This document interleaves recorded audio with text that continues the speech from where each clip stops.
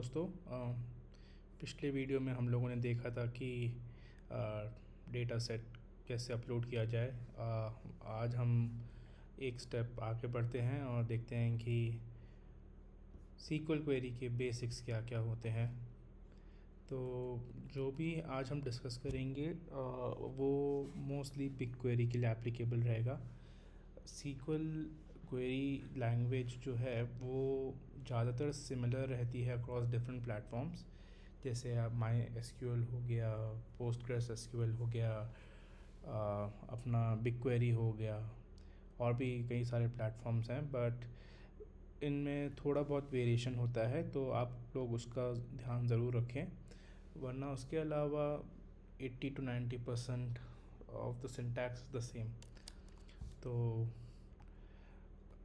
SQL query के तीन या चार मेन स्टेटमेंट्स होते हैं। तो पहले तो सेलेक्ट मतलब कि आपको क्या क्या आप लोग को एक्सट्रैक्ट करना टेबल से, है ना। तो फ्रॉम मतलब जो भी आप सिलेक्ट कर रहे हो वो कौन से डेटा सेट से आएगा, कहाँ से आएगा, तो वो, है ना। एंड देन उसके बाद एक आता है वेयर क्लॉज, जैसे इंग्लिश में होता है वेयर। आप तब यूज़ करते हैं जहाँ आपको कंडीशंस ऐड करने हैं या फ़िल्टर ऐड करना हो। आप एसक्यूएल क्वेरी को इस तरह समझिए कि जो भी एक जना कोई प्रश्न पूछता है, क्वेश्चन पूछता है, वो आप उसको आप ट्रांसलेट कैसे करेंगे ताकि आप रेलेवेंट डेटा निकाल पाएँ। फॉर एग्ज़ाम्पल, कोई आपसे आके पूछे कि मनोहर के सारे सब्जेक्ट्स के मार्क्स बताइए जहाँ पर वो फेल हुआ है, तो उस केस में आप डालोगे कि subject name, suppose subject name करके एक टेबल का कॉलम है जो सब्जेक्ट का नाम रखता है ना। और आप ये भी जानना चाहते हैं कि कितने मार्क्स से फेल हुआ है ना। एंड सपोज़ ये एक कोई टेबल है स्कोर कार्ड, जहाँ पर मार्क्स मान लीजिए 35 से कम है, बेसिकली फेल हो चुका है, तो आप वो वाली कंडीशन डाल देंगे। एंड जब आप ये क्वेरी चलाएंगे तो आपको एक आउटपुट निकल के आएगा जो आप जो पूछ रहे हैं क्वेश्चन, मतलब इंग्लिश में क्वेश्चन को क्वेरी बोला जाता है। जो आप क्वेश्चन पूछ रहे हैं उसका आपको जवाब मिल जाएगा इसके थ्रू। तो अभी के लिए हमारे पास ये वाला डेटा सेट है ना। एंड कोई भी आके आपसे क्वेश्चन पूछ सकता है कि भाई बताइए दिल्ली वाले ऑर्डर्स या फिर मुंबई वाले ऑर्डर्स कौन कौन से हैं मेरे पास, है ना। तो आप क्या करेंगे, आप ये पूरा टेबल आईडी उठाएंगे, ये नेसेसरी है, ये डक डीबी में ये बिग क्वेरी में आपको यूज़ करना होता है। तो आप ये उठाएंगे, है ना।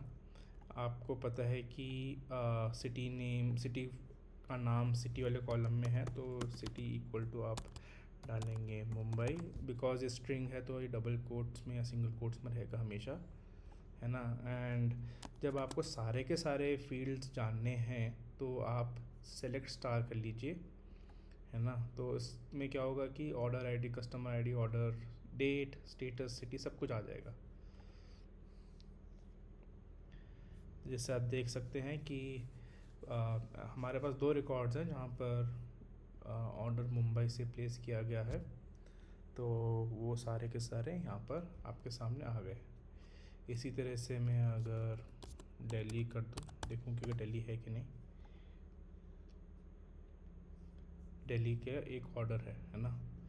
या फिर मैं वो सारे ऑर्डर जानना चाहता हूँ जो अभी मान लीजिए पेंडिंग है ना। तो मैं सारे ऑर्डर देखना चाहता हूँ जो पेंडिंग है, तो उसके लिए मैं ये वेरिएबल भी चेंज करना होगा, स्टेटस डालना होगा, and status equal to pending करके ये लीजिए आ गया, है ना। तो ये एक बहुत ही बेसिक और सिंपल एग्जांपल है आपके लिए। अगर आपको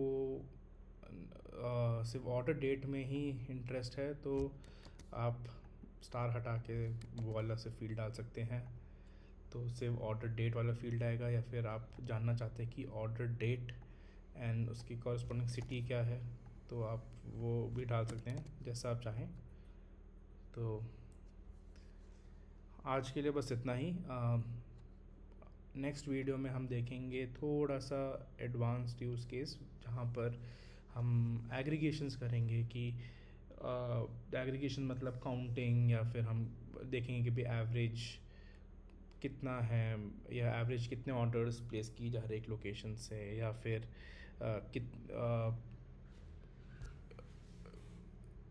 कितने लोग वहाँ से ऑर्डर, जिस सिटी से ऑर्डर जो प्लेस कर रहे हैं, कौन कौन से ऑर्डर पेंडिंग है। तो ये सारी चीज़ें आप नेक्स्ट वीडियो में देखेंगे हम। वैसे यही डेटा सेट को लेके थोड़ा सा और एडवांस यूज़ केसेस देखेंगे क्वेरीज़ के, जिसमें हम एग्रीगेशंस भी यूज़ करेंगे।